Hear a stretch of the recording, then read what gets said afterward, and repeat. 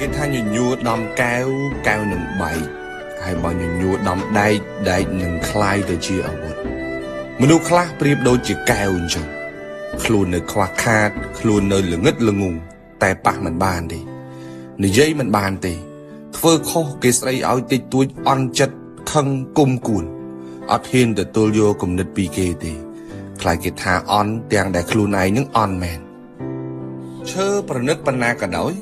បើជាងមិនទម្លុះកែច្នៃទេវាគ្រាន់តែជាឈើគ្មានតម្លៃម្ដងពេជ្រទឹកល្អប៉ុណ្ណាក៏ដោយបើសិនជាជាងមិនឆាបមិនច្នៃវាទេវាគ្រាន់តែជាដុំថ្មម្ដងប៉ុណ្ណោះបើសិនជាយើងមិនចេះយើងនៅខ្វះខាតយើងត្រូវចេះរៀនទទួលយកការពិតហើយបើកចិត្តទទួលយកការណែនាំពីអ្នកដទៃអានឹងបានរីកចម្រើនទៅមុខលើ